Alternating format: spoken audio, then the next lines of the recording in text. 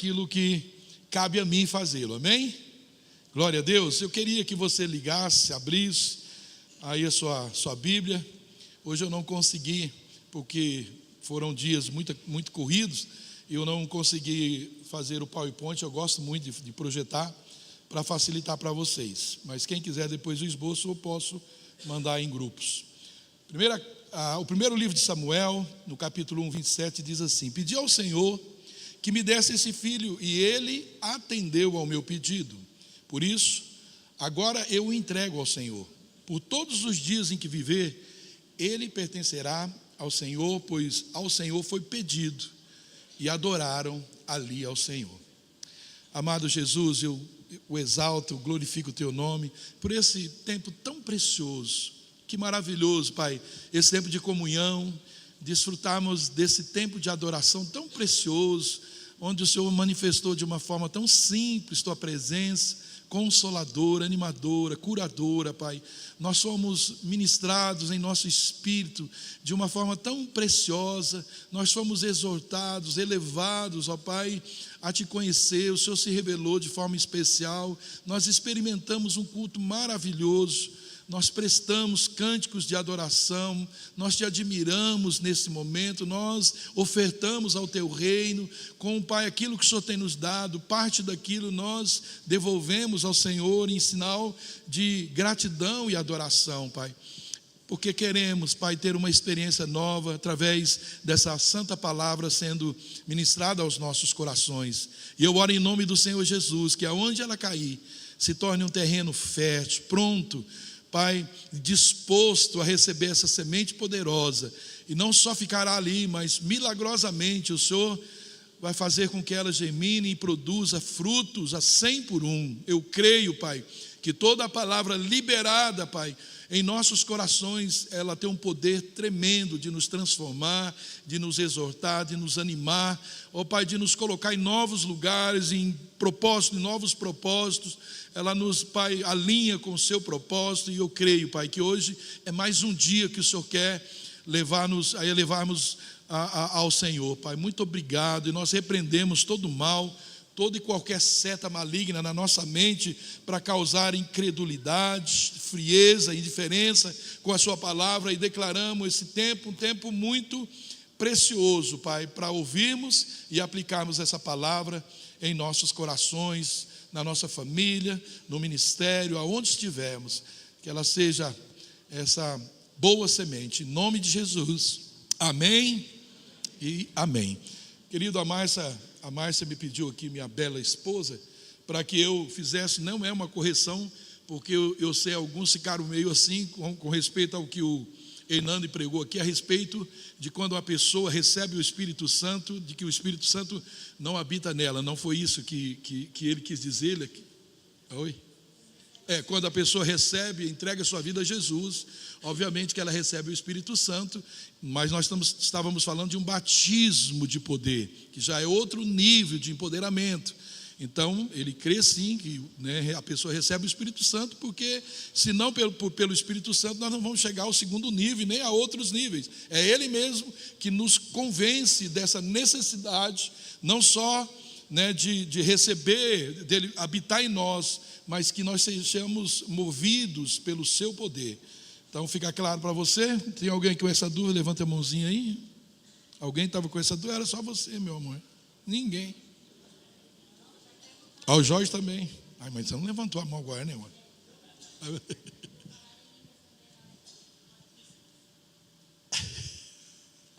Ela quer que eu fale tudo. Depois eu te dou o microfone, meu amor. É linda. Uma salva de palmas, essa mulher é linda, preciosa. Vem aqui. Ela vai falar. Ela é uma estudiosa da palavra. Não, é que a gente aprende com o Luciano Subirá, né, gente? Que assim, quando a gente recebe o batismo no Espírito Santo, o falar em línguas é uma das evidências. Não quer dizer que a gente vai falar em línguas já que recebe. Glória a Deus se a gente falar, porque as línguas não é o Espírito Santo que fala, somos nós. E por isso que às vezes a gente tem essa dificuldade, porque a nossa mente, sabe, ela luta contra, mas é a gente que fala, não é o Espírito Santo. Ele nos batiza com poder, com fogo, mas talvez você não fale em língua já assim de imediato, tá bom? Entenderam? Eu diria que você fala, mas não sabe ainda. Então você precisa falar. A verdade que eu creio que ele quis dizer foi realmente isso. É que a gente não fala, não é porque não foi concedido, ou não porque, é porque a gente teve um bloqueio. A gente sempre está achando, estou imitando. Então, esquece isso e destranca a metralhadora. Amém, querido? Glória a Deus. Querido, o contexto dessa passagem que nós lemos, eu acho isso muito incrível. Uma das coisas mais incríveis que eu acho foi o que Ana fez, essa decisão de Ana, ainda mais por uma mulher que não conseguia engravidar, né? Uma mulher humilhada, uma mulher ali que era rebaixada por pela outra esposa de Eucana.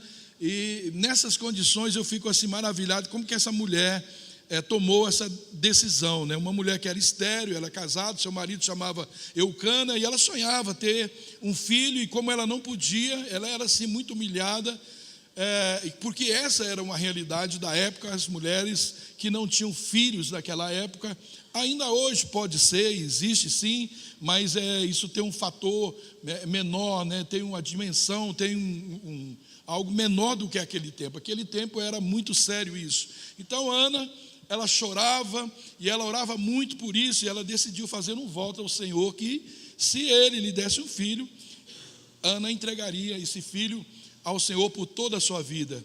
E ela fez assim que esse menino nasceu e ele desmamou, portanto ainda muito criança, ela levou esse menino e deixou ali no templo. E esse menino não era ninguém a menos de que um dos maiores profetas da Bíblia, era o profeta Samuel. Então nessa história nós vemos uma mistura aqui, uma mistura de devoção, uma mistura de petição, milagre, uma mistura de gratidão, de entrega e de adoração. Tudo isso aqui a gente consegue ver nessa passagem. Nós vemos também o valor que se tem em cumprir um voto, um acordo que nós fazemos ao Senhor. Ana, que era estéril, a partir da entrega desse filho, e eles estão falando sobre entrega, ela teve muitos outros filhos. Então, se trata do que Deus pode fazer com aqueles que têm um propósito para os seus pedidos, porque a maioria dos crentes pedem aleatoriamente. Alguns nem sabem por que está pedindo, porque e não é pouco que a gente pergunta: por que você está pedindo isso? Eu quero, mas o que você quer fazer com isso? Não sei. Tudo que você pede para Deus tem que ter um propósito, e o propósito nunca somos nós mesmos. O propósito sempre é o que Ele tem. Você já pensou se Ana, eu não sei como seria, pode ser que fosse a mesma coisa, mas se ela não tivesse cumprido o voto dela, será que nós teríamos o profeta que ungiu o homem segundo o coração de Deus, esse profeta tão tremendo que era, Samuel? Então, o que Deus pode fazer com aqueles que têm um propósito para os seus pedidos, que não permite que a resposta desse pedido tenha um fim em si mesmo. Nós vemos aqui que a resposta ficou claro antes mesmo do filho nascer. Ela não tinha essa certeza, ela orava pedindo isso o tempo todo, e ela já disse antecipadamente: quando esse filho nascer, ele será do Senhor. Então ela está dizendo: esse meu filho, o meu propósito para com ele não será eu mesma, mas o Senhor. Ele é para o Senhor. Então sempre que a gente entrega algo ao Senhor, não vai ficar naquele mesmo nível. O Senhor Todo-Poderoso, Ele vai nos devolver, Ele vai nos proporcionar algo mais. Sempre que a entrega for uma expressão de honra a Deus, Ele sempre vai ter uma resposta que vai muito mais além do que as nossas expectativas. Mas quando nós pedimos algo que tem a ver com o reino dele, que tem a ver com a sua pessoa, nós vemos muitos exemplos na Bíblia, nos ensinando a seriedade das entregas que nós fazemos e mostrando o resultado no reino de Deus e também na vida daqueles que fizeram algum propósito. E eu quero, aprofundar um pouquinho mais nisso, trazer alguns tipos de entregas que nós vemos na Bíblia. E eu vou começar por Abel, lá no comecinho, lá em Gênesis. O que esse camarada, eu sempre comento isso aqui, porque isso é algo incrível, porque muitas vezes nós precisamos de muita conversa, de muito seminário, de muito estudo para começar algo que, pelo menos a Bíblia não diz, Abel não teve nada disso, e ele conseguiu enxergar algo que a maioria de nós demoramos muito tempo para enxergar. Então eu quero começar com ele, que percebeu que a sua oferta, a sua entrega, nada tinha a ver com ele, mas tinha a ver com o reino de Deus. E num tempo que não existia essa prática, pelo menos, como eu falei, a Bíblia ela não ensina sobre isso, e ele entendeu esse princípio de honra a quem tem honra. Ele já percebeu isso muito rápido, e eu vou chamar essa atitude de uma entrega voluntária de gratidão. Uma entrega que ninguém te falou nada, você estava lá no seu quarto, você estava no seu tempo de oração, você estava passeando de carro, você estava na praia, você não estava pensando nisso, ninguém estava te falando nada, não havia alguém citando um texto e dizendo que você precisa ofertar, porque não vai roubar a Deus, dando às vezes, aquela forçada, não precisou disso. Isso é uma entrega voluntária de gratidão. Capítulo 4 de Gênesis, de 1 a 7, ele relata a oferta de Caim e Abel, essa oferta que eles apresentaram a Deus. E Caim, ele era agricultor, e Abel, ele era um pastor de ovelha. E os dois ofereceram a Deus uma parte do fruto do seu trabalho. Os dois ofereceram parte daquilo que eles tinham. Era fruto do trabalho. Então, se você analisar, nada era mais importante, não se tratava de ser melhor. Caim não tinha ovelha, Abel não tinha alface, não tinha roça, porque eles faziam coisas diferentes. E alguns detalhes desse texto, no versículo 3, diz que Caim, ele pegou alguns produtos da terra e os ofereceu ao Deus eterno. E o versículo 4, nós vemos que Abel, por sua vez, ele pegou o primeiro carneirinho ali, o cordeirinho que nasceu ali no seu rebanho, e ele matou e ofereceu as melhores partes desse carneiro, desse animal, ao Senhor. A Bíblia diz que Deus aceitou a oferta de Abel, mas ele rejeitou a oferta de Caim. Querido, aqui tem coisas profundas, e parece que é um Deus mau, Parece que Deus, ele fez acepção ou de pessoas ou de oferta. O Deus, ele não era... O que o Júnior falou ontem, que tinha dó dos que comem, só os vegetarianos, dos veganos, Deus Deus não é vegano, não. Deus gosta do cheiro suave da carne, e também não sabemos se ele come, só cheira, Mas a verdade é que ele se agradou do cordeirinho, mas não agradou, da roça do outro, Então, Caim, ele não foi julgado pela oferta em si, não foi por isso, mas pelo modo como andava a sua vida, pelo modo como era a sua vida. E nós, querido, nós vivemos com esse mesmo olhar de Deus. O problema não é o que damos, é como nós fazemos. Como é que estava o coração dele? Qual era o seu real objetivo de Caim? Desculpa, Deus, ele vê o coração. A Bíblia diz que ele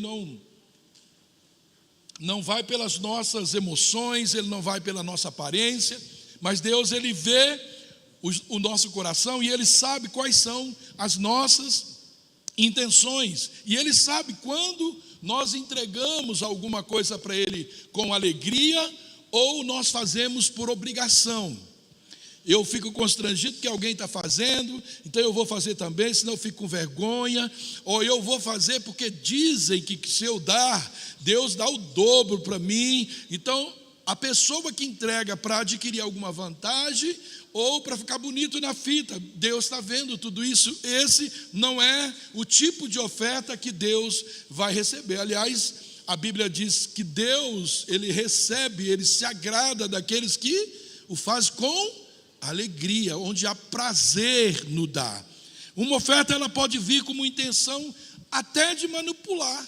Isso é comum no nosso meio e é muito mais comum do que a gente pensa com relação a Deus. É esse tipo. Vou colocar no Deus num canto, vou dar uma boa oferta para a igreja e Deus tem que me abençoar. E alguns pregadores dizem, Deus vai te abençoar. Tipo, só falta falar, eu sou dono dele e se eu estou falando que ele vai, ele vai. E ele vai te abençoar. Talvez não como ele gostaria de abençoar. E Deus sempre vai dar um sinal de alerta, querido, como fez com Caim. Caim, eu vi como você trouxe esse negócio. Eu vi o seu coração. Muito cuidado com o que você vai fazer por causa dessa inveja, desses sentimentos do seu coração. Muito cuidado com o que você vai fazer com o seu irmão. O pecado jaz à sua porta, mas não sou eu, Caim. Cabe a você dominá-lo. É você que vai dizer sim ou não com o que está na sua mente. Eu só sei o que está na sua mente, mas é você que decide o que vai fazer com o que está na sua mente. Na hora da entrega, querido, você tem pensamentos na sua mente, seja na hora da oferta, na hora do dízimo, qualquer tipo de entrega, você sempre vai ouvir algumas vozes, mais especificamente duas, o não e o sim. Não faça, e apresenta um monte de questões e situações para tirar você daquele foco, que se fosse só da sua mente, porque teria uma outra voz dizendo não. O Luciano sempre falava, pô, se eu tenho R$1 nesse bolso e 100 nesse, eu saí de casa e disse, esse 100 é para o Senhor. Não estou falando sobre oferta, só estou dando um exemplo. Esse 100 eu vou levar para a igreja do Senhor. Aí na hora da oferta, você pega os R$100 e vem aquela voz, dá o de 1. Essa voz é de Deus? Essa voz é do capeta, porque você já saiu sabendo o que é fazer. A outra voz quer te roubar a sua bênção. Quer roubar o propósito. Ela é movida por um constrangimento natural que vai impulsionar essa pessoa a uma entrega. Ela é movida por isso. Não precisa ninguém pedir. Quantas vezes, querido, eu sou presenteado dessa forma. A pessoa está no lugar e lembra, e você também, eu sei que você, eu lembrei de você, Deus falou comigo a seu respeito, comigo já aconteceu muito. A gente não precisa de um motivo a mais, de uma emoção a mais, não precisa de uma canção, tudo entregarei. Aí a gente chora, né? Será que entrega tudo mesmo? Sabe, querido, a concepção maior que eu tenho de entrega é que se eu entrego a minha vida, nada à minha volta, nada na minha casa, nada tem mais valor do que a minha vida. Quando entregamos a vida, a gente está dizendo, Deus, tudo é teu. Tudo que o Senhor precisar, conte comigo. Tudo. Eu não tenho nada, tudo é do Senhor. Eu sou do Senhor. Eu não era até alguns dias, mas eu entreguei minha vida ao Senhor. Agora eu sou do Senhor e tudo que eu tenho, que o Senhor já me deu, está nesse mesmo pacote. O Senhor me criou e agora eu me dei ao Senhor. O Senhor me deu o que eu tinha quando eu não tinha nem amizade com o Senhor, quando eu era seu inimigo. Agora que o Senhor é o meu Pai, o meu amigo, meu ajudador, meu auxiliador, tudo que eu tenho, pode contar comigo, Jesus, pode contar comigo, Pai. Se depender de mim, papai, no seu reino não vai faltar nada. Então essas pessoas, que ela tem uma facilidade a juntar riquezas, essas pessoas têm uma facilidade de ser abençoado. Eu, assim, conheço à minha volta muitas vidas assim, que tem um coração disposto a abençoar o reino, a abençoar aquilo que Deus ama. Sabe o que Deus tem nessa terra? Sim, tudo é dele. Mas qual é a sua preciosidade aqui na terra? O seu reino. Aonde foi que Deus investiu o maior valor que ele tinha no céu? No seu reino, e você, no reino dele, que é você e sou eu. Querido, isso é incrível demais. Agora, esse tipo de sentimento, de gratidão, ele está dentro de cada ser humano. Se ele for cristão, ou mesmo que ele não seja. Mateus 7,11 diz que se vocês, apesar de serem maus, vocês sabem dar boas coisas aos seus filhos. O Senhor está dizendo assim: vocês são maus, mas vocês sabem dar boas coisas. Eu vejo aqui um princípio. Não precisa ser crente, pode ser mal do jeito que for. A gente tem uma noção de entrega, de abençoar. Nós temos uma noção natural de pecado dentro de nós. A gente tem uma noção de tudo, do que é errado e do que é certo dentro de nós. Deus colocou isso dentro da gente. Agora, o descrente, ele pode fazer isso ou não, mas o crente não tem essa escolha, porque tudo que é do crente precisa ser entregue ao Senhor. Tudo que é do cristão precisa ser do Senhor. Sabe, queridos, Jesus não aceita menos que tudo, e nós não teremos o que queremos dele e precisamos dele, ou seja, tudo dele, antes que ele tenha tudo de nós. Nós precisamos dizer: não tenho nada. E se Deus colocou isso dentro de qualquer pessoa, sendo ele servo, crente ou não, quanto mais dentro de nós. E a diferença é que nós não temos a opção de negar. Porque se dissemos ser cristãos ou crentes, e ainda dizemos que temos coisas, então que negócio é esse? É a mesma coisa, né, da Silmara chegar para o Kelly e falar assim: olha, esse sofá é meu, essa cama é minha, esse é o que é meu. Tem alguma coisa lá que é de alguém aí lá? Se tiver, está errado. Porque eles têm uma aliança. E essa aliança diz, né, nós vamos chegar depois até lá, que essa aliança diz que, por isso que o casamento é algo tão precioso. Nós vamos falar disso um pouco. Então, o que é natural, todos podem entregar, mas aquilo que nós pedimos ao Senhor, nós temos uma obrigação de devolver. E não podemos devolver só o que pedimos, ou só o que recebemos. Nós temos que devolver multiplicadamente. Lembra dos servos administradores? Dou 5 para você, 2 para você, 1 para você. Quem ele diz: vem aqui junto do seu pai, do seu senhor. Os que trabalharam com o que recebeu, os que não trabalharam, não prosperou. Então, querido, nós precisamos repensar a nossa vida nesse sentido. Porém, todos nós temos uma prestação de contas do que nós entregamos e de como nós entregamos. Aquele cordeirinho lá não foi Caim, não foi Abel que gerou, não foi Abel que fez crescer no útero da sua mãe, não foi ele que fez nascer, foi Deus. Não sei qual foi a planta ou a semente que Caim levou lá, não foi ele que fez nascer, não foi ele que fez nada disso, foi Deus. E nós precisamos reconhecer que tudo que chega a nós vem dele, é dele e precisa voltar para ele. Precisa voltar para ele. Os dons que o Senhor nos deu, precisa abençoar o seu reino. É dessa forma que nós devolvemos a ele.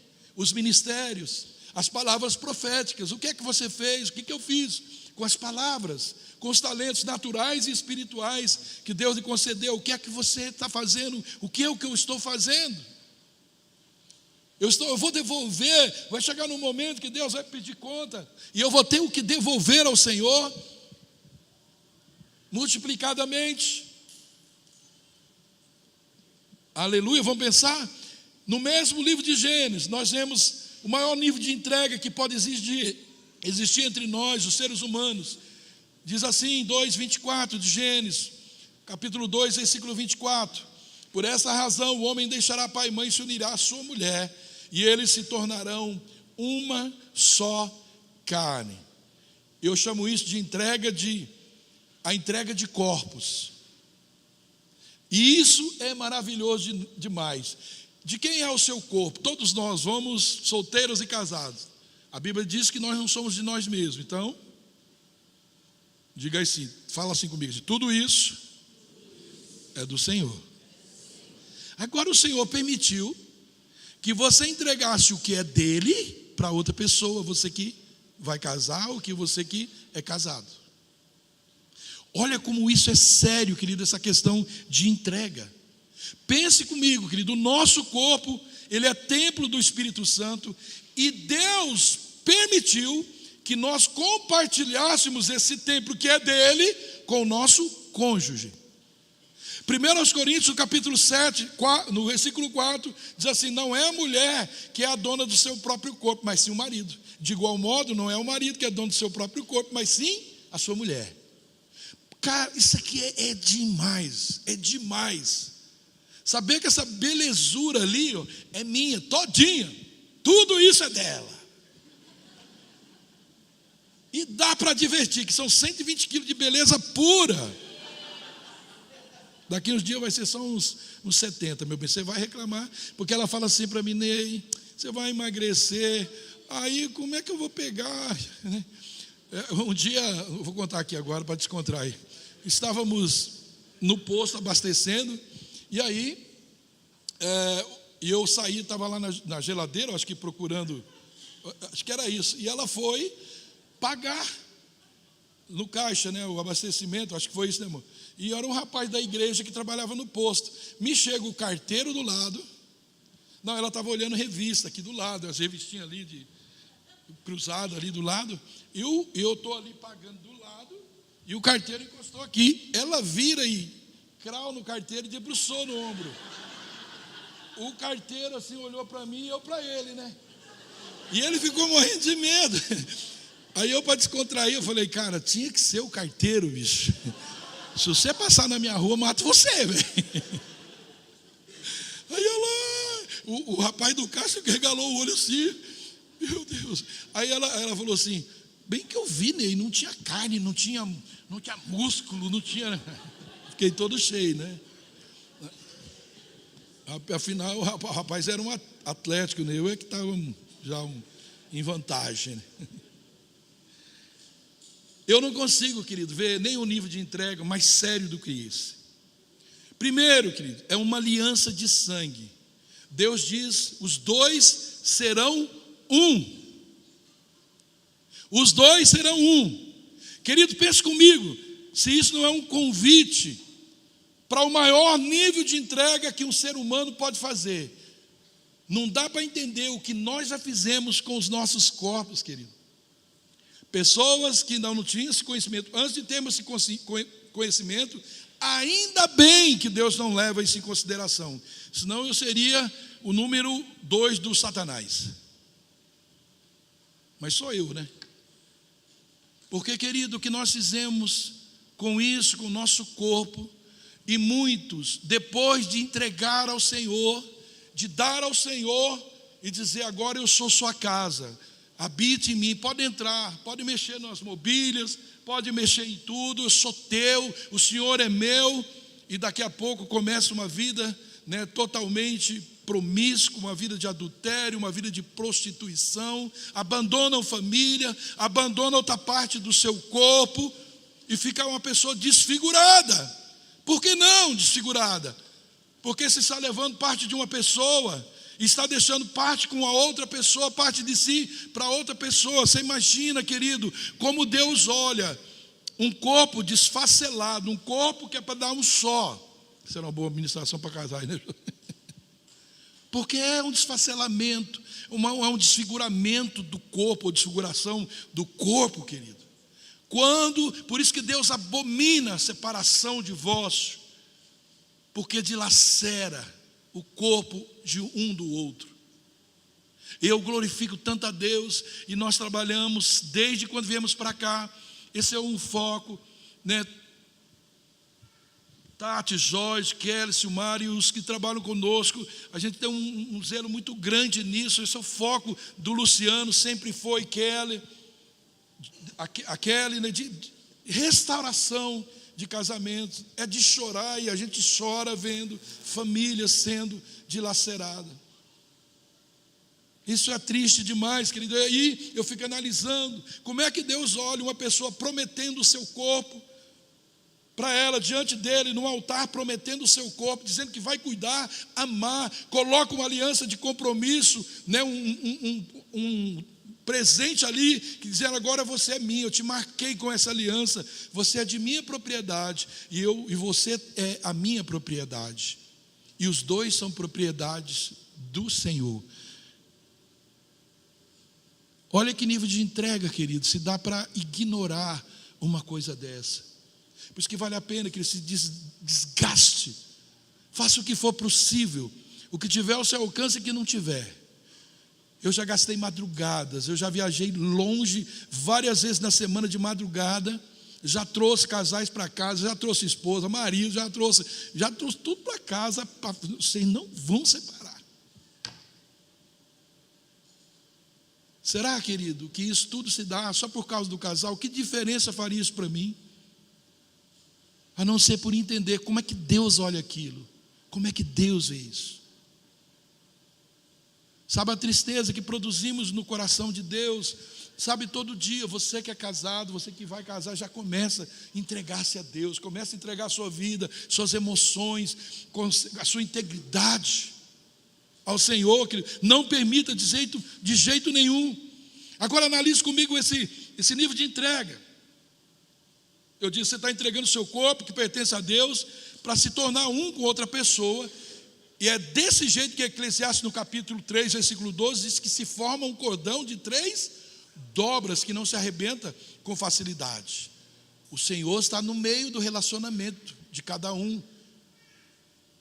Por isso que é tão difícil separar, que causa tanta coisa, porque é um cordão de 3 dobras que não se arrebenta com facilidade. Essa terceira dobra, ou a primeira, eu prefiro dizer, do cordão, é o Senhor. E ele é tão profundo, esse nível, querido, de entrega, é tão profundo que você permite que a outra pessoa, ela penetre o seu corpo. Olha, querido, que coisa louca. Isso é algo tão íntimo, de uma intimidade tão louca, mas o diabo bagunçou isso. E hoje, pessoas deixam qualquer um entrar. É uma porta aberta. Desculpa o termo, querido, qualquer um penetrar. Que loucura, querido. Isso é um tempo selado do Espírito Santo, guardado.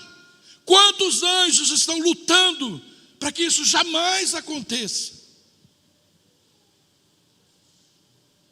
Porque não existe nada mais seguro, mais íntimo, mais protegido por Deus do que esse nível de relacionamento. Você está dizendo para outra pessoa: eu sou, sabe, as emoções mais íntimas, os desejos mais íntimos, eu estou te entregando, eu estou oferecendo a você. E assim os dois. E isso é tão sério, querido, que até mesmo as nossas leis, que são falhas, elas reconhecem, ou ela reconhece como uma anomalia, um crime, quando ele é feito sem a devida entrega. Não é isso, Jorge, advogado? Quando a pessoa não entrega e ela é tomada para isso, isso é um crime. Se eu falar a palavra, vão derrubar. Isso é um crime. A lei reconhece isso. Agora imagine como Deus, que é perfeito, ele julga esse tipo de entrega sem a devida aliança. Porque se é um crime, até o ser humano falho, pecador, reconhece que isso é uma anomalia. Como é que Deus analisa esse tipo de intimidade sem uma aliança de sangue? Sem uma aliança com Ele. Nada, querido, é mais prazeroso aqui na terra que esse tipo de intimidade produzido por uma entrega de amor. Por isso que para Deus ele se torna uma aliança inseparável. Mateus 19,6 diz que o que Deus uniu não separa o homem. O homem não pode separar. Ele não é que ele não pode, ele não consegue. Não consegue. Como que ele vai desmanchar aquilo, aquela? Não misturou o sangue, acabou. Acabou. Então esse tipo de entrega tem a ver com a nossa eternidade, querido, com Jesus. Ele é o nosso noivo aguardado. Um dia, querido, nós estaremos em plena intimidade com Ele, nos unindo com Ele nas bodas do Cordeiro com a sua noiva. É isso que representa um casamento. Um dia nós vamos estar com Jesus, e o mesmo prazer, que a unidade, a forma mais íntima de um casal, você sabe do que eu estou falando, o mesmo prazer, satisfação e alegria que aquilo dá, é o prazer e a alegria que nós temos que sentir ao nos unir com Cristo. Ele é o nosso marido. Deus diz para o povo de Israel: eu sou o vosso marido. E por vezes ele disse: vocês adulteraram para comigo. Ele espera que nós guardemos o nosso corpo para Ele, que a gente preserve os nossos corpos em sacrifício vivo, santo e agradável, para entregar a Ele. Está lá Romanos 12, é oferecer um corpo como sacrifício vivo, santo e agradável. E a gente vê aqui também a unidade de propósito, no casamento, aqui, quanto também o nosso casamento com Jesus. Não são mais os nossos desejos, os meus sonhos, as minhas regras. Quantas coisas que eles são inerentes aos casados e são somente para os casados, e quantas coisas são inerentes aos cristãos e somente para os cristãos. E nós precisamos nos entregar a Jesus nesse nível, onde o meu maior prazer, a minha maior alegria, a minha melhor companhia é Ele. Ele. Não tem nada que eu quero mais, e para nada mais eu entrego tudo de mim que senão Ele. Eu posso fazer o que eu for pela Márcia, mas eu nunca terei o desejo de dar a mais a ela do que ao Senhor. E nem quero que ela faça isso, porque o que o Senhor já nos permitiu dar um ao outro é mais do que suficiente. Eu não preciso buscar em ninguém, ela não precisamos manchar o nosso leito, a nossa cama com coisas nojentas para ter satisfação. É suficiente como Deus fez, e eu louvo a Deus por isso. E eu não quero fazer nada que eu não faria com meu Jesus, que eu tivesse vergonha de fazer com meu Jesus, com meu amado, porque um dia eu me unirei a Ele, e eu estarei para sempre casado com Ele, na eternidade. Aleluia, querido. Estão entendendo, amados? Como um casamento, eu não faço porque quero, eu gosto, mas porque é meu dever, é o cumprimento da minha entrega. No casamento, eu só faço o que eu cumpro, aquilo que eu entrego, aquilo que eu me comprometi. E eu não faço porque eu vou ter alguma vantagem só para mim, mas porque todos ficarão realizados com aquilo. Eu não entrego com a finalidade de ter mais, mas para que todos tenham pelo menos o mínimo. Para isso que nós entregamos. A gente entrega mais para que todos tenham igualmente, no mínimo, pelo menos o mínimo. Outro nível de entrega é a obediência. Então nós falamos de 2 níveis de entrega. Tem mais esse, obediência. Gênesis 22, 2.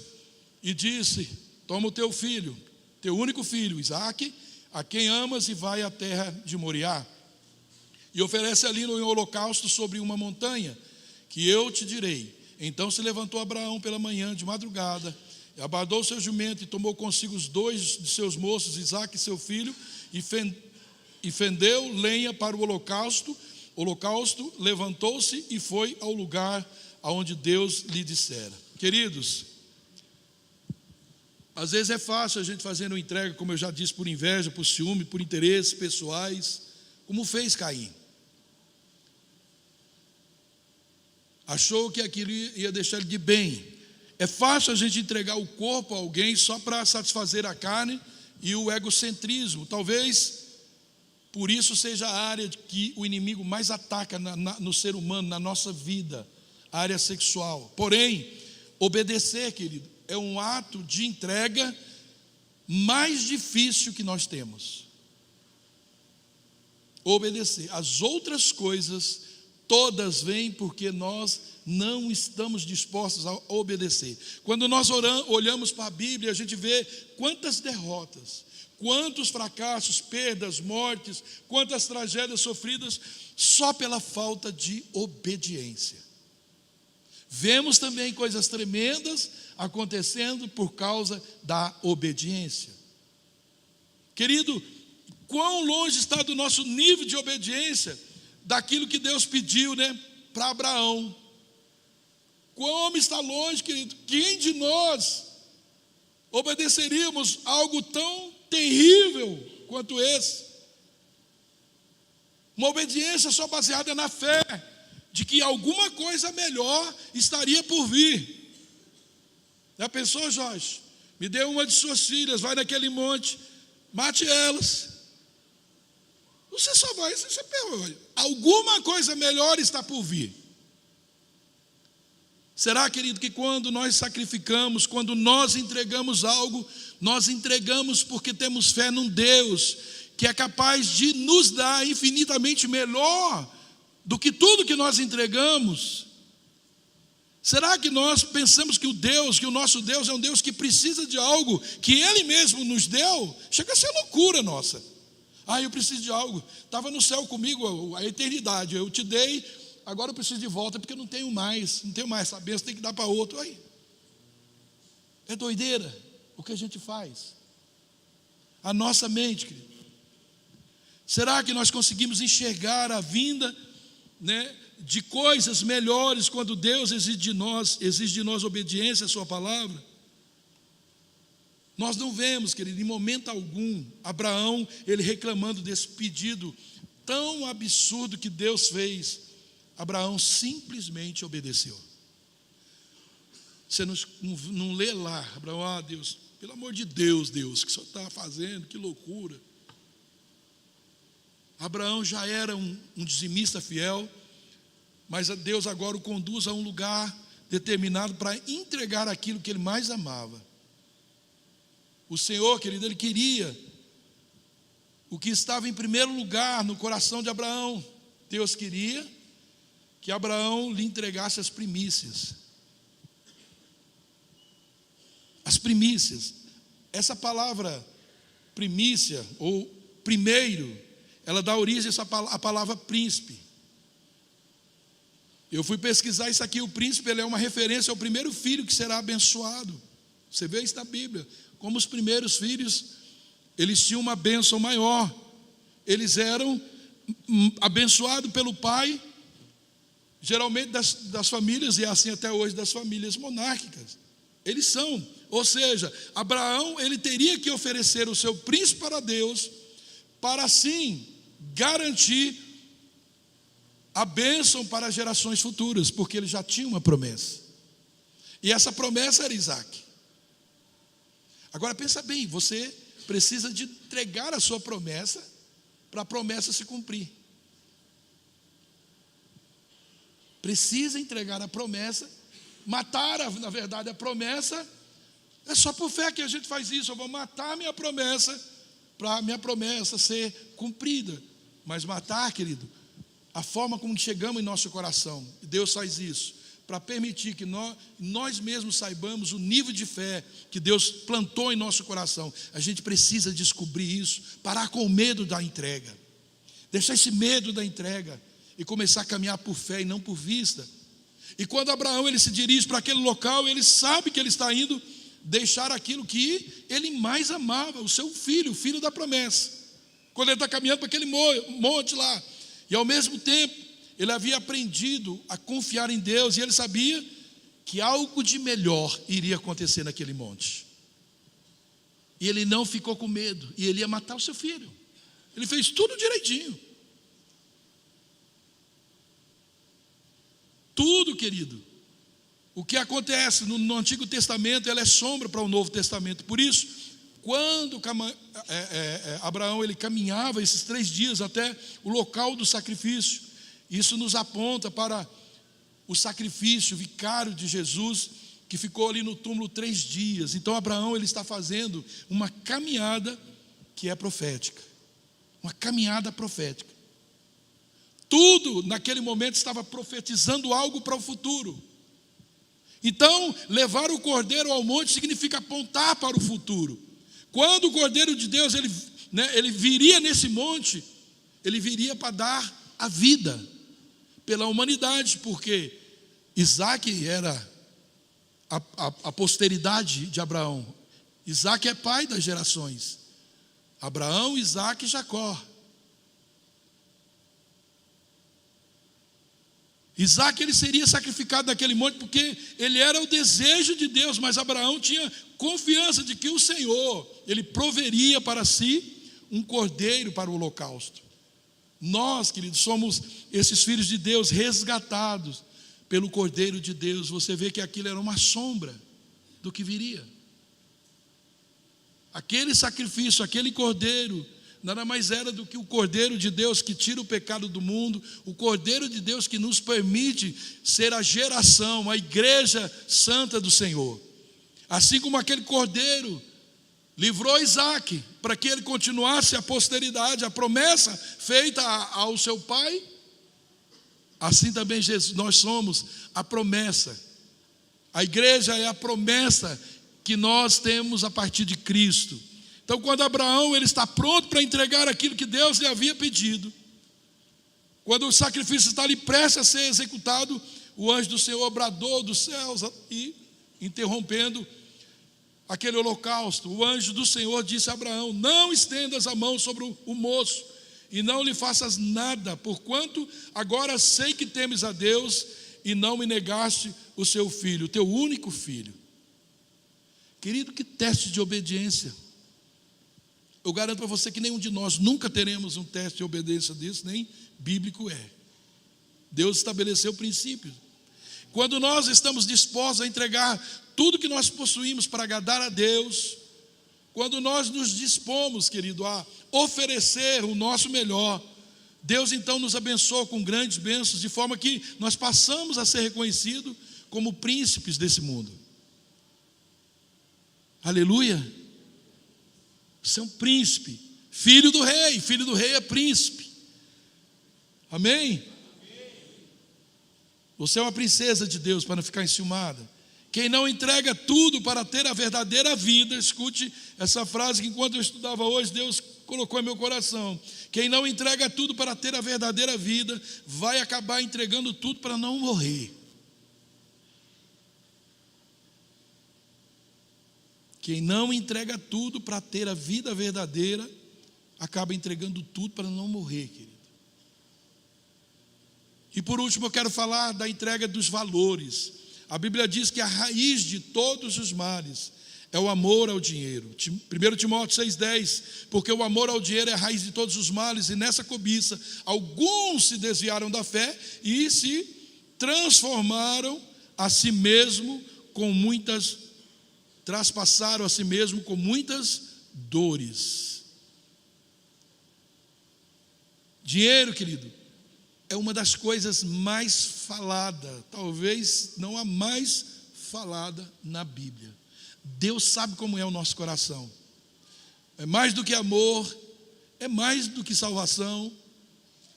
Apesar que a Bíblia toda, no fim, acaba saindo nesse assunto. Agora, por que, querido? Será que é uma das coisas mais faladas? Quando os nossos valores o têm como medida, então nós estamos colocando a nossa salvação em risco. O dinheiro pode roubar a nossa salvação muito fácil, se nós não entregamos esse dinheiro que não é nosso. Todo e qualquer valor pertence ao Senhor. Dele é o ouro e a prata. O ouro e a prata. E é muito fácil a gente deixar o dinheiro competir com os valores dos céus. Quando ele é usado para nos afastar de Deus, quando ele enche a pessoa de soberba, quando ele é usado para comprar a justiça, a honra e obter vantagem, não abençoar pessoas, e muitos casos que eles são usados para, às vezes, nem para abençoar a família. Tem pessoas que morrem, ele deixa um monte de dinheiro que nunca desfrutou, e nem a família.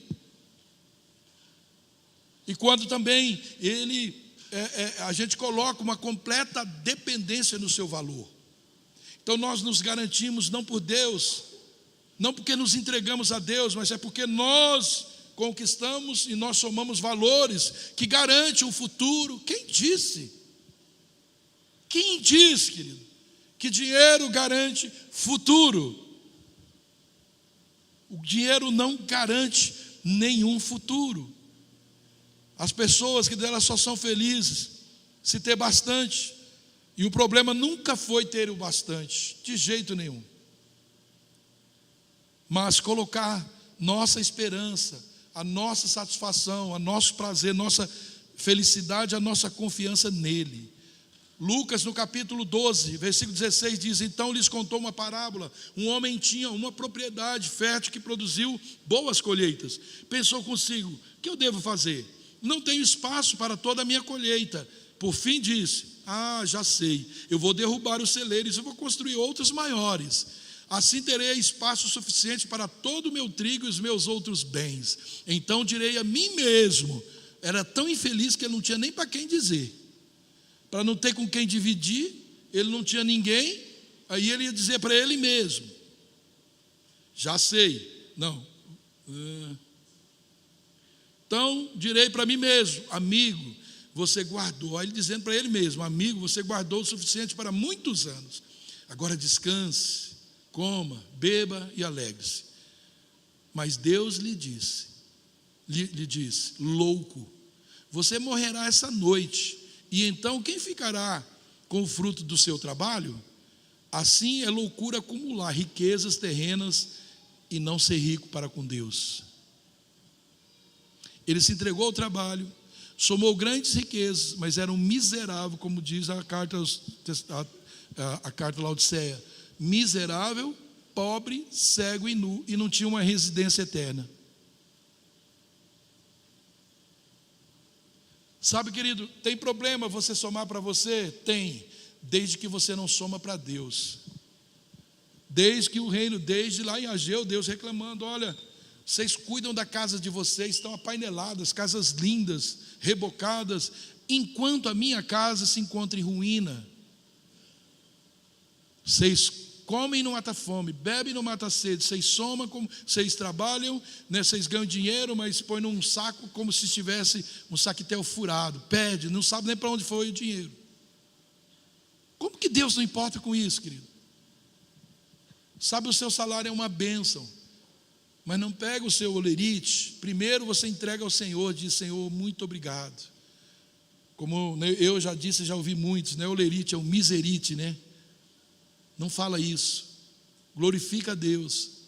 E aí nós vamos entregar, consagrar. Eu consagro isso, Senhor, porque Deus sabe o que você precisa, e Deus sabe administrar com você, mas Ele tem que ter acesso, Ele tem que participar.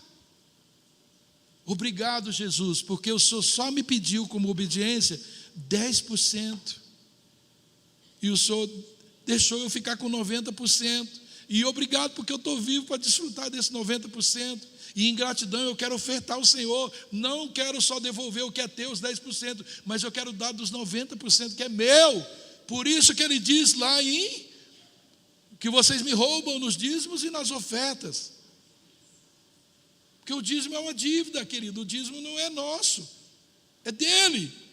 Quando nós não entregamos, devolvemos. A gente não paga dízimo, a gente devolve, entrega o que é dele.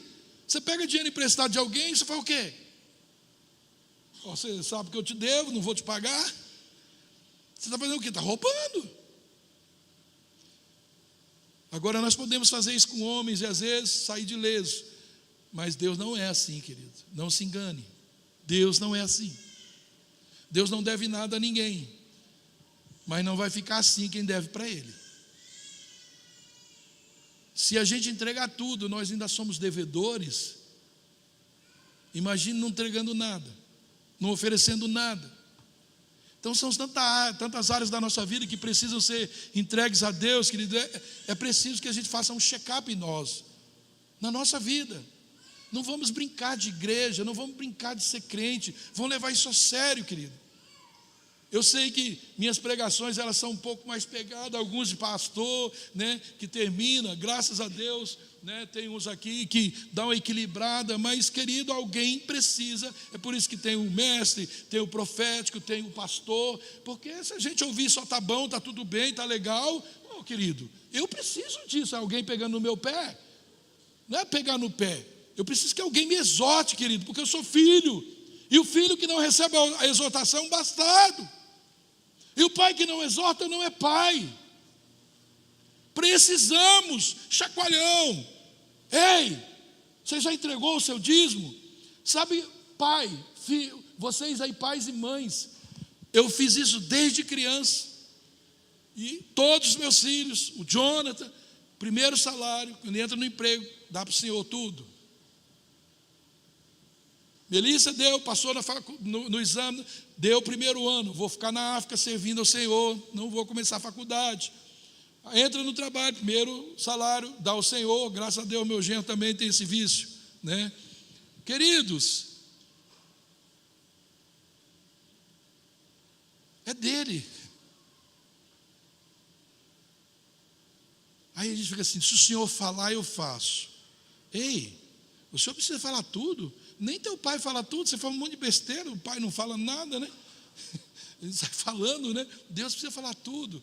Aliás, quem quer ouvir tudo que Deus tem para falar, vai ler a Bíblia, lá está tudo. Não falta nada. Tudo lá. Deus não vai falar nada para você que não está na Bíblia. Deus pode revelar o que você não entendeu, ou alguma mensagem que está ali incutida, que não chegou o seu tempo de receber. Então, faça um check-up, querido. Faça um check-up nos seus caminhos. Entrega os seus caminhos. Entrega os seus caminhos ao Senhor. Confia nele, o mais Ele fará. Nossas posses. Lucas 14, 33. Da mesma forma, qualquer de vocês que não renunciar a tudo o que possui, não pode ser meu discípulo. Renunciar é jogar fora, é dar tudo para os outros. Não, é dizer, isso não está à minha disposição, está à disposição do reino. E a hora que precisar, eu posso dar tudo. Eu posso dar tudo. Querido, quando nós entregamos nossa casa ao Senhor, a Márcia não me deu sossego enquanto a gente não mudou daquela casa. Porque parecia que a gente não tinha dado, parece que a gente não deu, a gente pagava aluguel. Porque foi vendida para outra pessoa. Não, eu quero sair daqui, porque enquanto eu estiver aqui, parece que eu não dei. Pô, senão a gente está pagando aluguel. Se a gente morar 20 anos aqui, a casa não é nossa. A casa já foi dada, foi vendida a casa. A igreja já vendeu a casa, a gente só moramos aqui. E parece que quando a gente saiu de lá, uau, agora parece que a gente tem a impressão que deu mesmo. Nós precisamos, nossas buscas, nós precisamos entregar ao Senhor. Busque, pois, em primeiro lugar o reino de Deus, sua justiça, e todas as demais coisas serão acrescentadas. O que é que está no foco da sua busca? Em primeiro lugar, se não for o Senhor, mude a sua agenda. Porque a sua busca principal, o seu maior valor, o reino de Deus é como uma pérola, que encontrando ela um homem, ele vai, vende tudo que tem, volta lá e compra aquele campo. Para terminar, precisamos entregar a nossa vida. O nosso Deus é um Deus vivo, mas nos afastamos dele porque nós não cremos. E muitas vezes nós cremos mais em nós mesmos. Nós cremos que se as coisas estiverem em nossas mãos, elas seriam mais bem administradas. Nós pensamos que se segurarmos a nossa vida nas nossas mãos, nós vamos ficar mais seguros, né, a respeito dela. Sabe que isso é uma declaração tão terrível, que soa tão terrível aos olhos de Deus, porque nós estamos dizendo: Deus, eu sei cuidar mais da minha vida, não se meta não. E com isso, nós acabamos contendo Deus com as nossas limitações, porque nós pensamos que se nós não podemos fazer, Deus também não pode fazer. É assim que fica aquele pensamento incutido em nós. Nós não cremos no Senhor, por isso não nos entregamos a Ele. E o que o Senhor nos livre dessa incredulidade, amém? O mais rápido possível. Vocês estão percebendo, querido, o amor com que eu estou falando essa mensagem para você? Nós recebemos isso aqui nesse... Eu recebi muitas coisas aqui, querido, e decidi muitas coisas, ou algumas coisas na minha vida. Eu não sou perfeito, Nós estamos, talvez não na mesma luta, mas você tem as suas, eu tenho as minhas. Eu tenho que corrigir as minhas, mas você também precisa corrigir as suas, porque nós estamos no mesmo foco, nós estamos no mesmo caminho, no mesmo objetivo. Amém? Você recebe isso? Então, nós precisamos consertar esse nível de oferta voluntária, onde ninguém, não precisa de um momento de louvor, não precisa de um projetar nada, não precisa de nada disso. Não precisa chegar o dia de eu dar a minha oferta, o dia de eu dar o meu dízimo, o dia de eu dar a minha primícia. Não preciso. É o dia que eu senti no coração e eu vou sorrindo para Deus, não como Caim, emburrado, porque está fazendo por inveja. Não está fazendo por amor, por gratidão. Querido, não deixe de fazer isso. Eu amo fazer isso. Quantas vezes, às vezes estou na rua, estou com 50 já pronto para fazer alguma coisa, ou 100, seja lá quanto for, e aprendi isso com o Luciano. Quantas vezes ia ministrar fora, ele vendia um monte de livro, aí ele chegava em mim assim, eram muitos livros, ele dizia: Ney, você tem dinheiro? Eu já sabia o que era. Ele pega tudo que você tem, põe no gasofilasco com o dinheiro do livro. O que nós vamos embora, Luciano? Deus proverá. A gente nunca ficou em nenhum lugar, sempre Deus proveu. Então, onde ele tirava aquilo? Ninguém falava para ele, ninguém. É algo que vinha no coração, e aquele, mover de gratidão ocupava o que Deus fez na minha vida, no meu casamento, na minha empresa, no meu lar, na minha vida ministerial. O que Deus fez, eu sou tão grato. Deus, eu quero compartilhar com tudo que é do Senhor, que está sob minha administração, minha mordomia. Eu estou cuidando de tudo que é do Senhor. Que eu não tenha ciúmes disso, que eu não fique preso, que eu não me enriqueça com as tuas coisas, mas seja o Senhor a me enriquecer com as tuas coisas. Eu não vou tomar o que é teu, eu não vou reter o que é teu. Eu vou ser fiel nos meus dízimos, nas minhas ofertas. Eu vou ser fiel no meu casamento, porque eu entreguei algo que é do Senhor para essa pessoa. Me ajuda a vencer as tentações, os desejos carnais. Me ajuda. E o Espírito Santo virá com consolo, com graça. Cada dia consagre, querido, o seu corpo e cada membro do seu corpo ao Senhor. Diga ao Senhor: me mate antes que eu faça uma besteira. Se você está pensando, me mate, porque é isso que eu falo, me mate. Me mate. Entrega em obediência. Está difícil fazer voluntariamente, então eu vou pela obediência, a sua palavra. Eu vou pela obediência.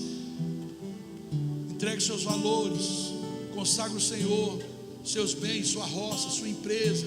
Consagre ao Senhor seu salário, consagre ao Senhor, querido, seus valores, sua casa, seu carro. Isso aqui, Senhor, é para servir o reino. Porque se o seu carro, sua casa, sua vida não serve para servir o reino, também não serve para Deus. Deus não anda de carro, anjo também não. Só vai servir para pessoas. Não tenha ciúmes, porque senão, se você não tiver outra saída, você vai fazer de cara feia, mal feito. Aí é muito ruim. Por fim, entregue a sua vida, que foi o que Jesus fez, sem medida. E ele não tomou um tiro e morreu de repente. Ele sofreu no meu e no seu lugar. Sofreu até morrer. E ele morreu a pior morte, obrigado, que era a morte de cruz.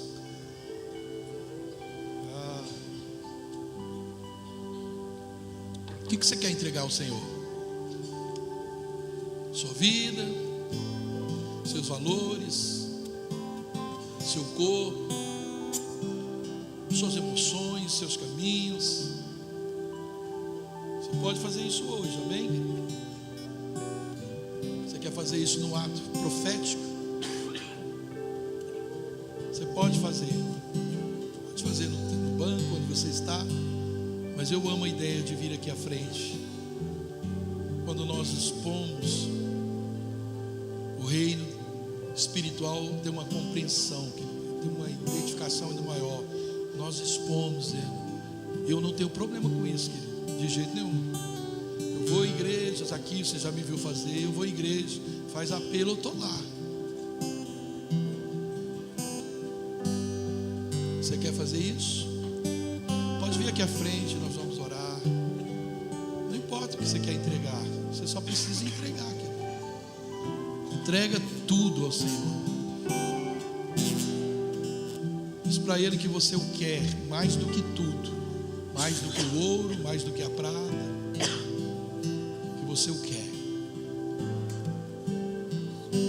Ah, Jesus precioso, nós o exaltamos, amado. Oh Espírito excelente, tão digno, tão digno, tão amável, justo, perfeito.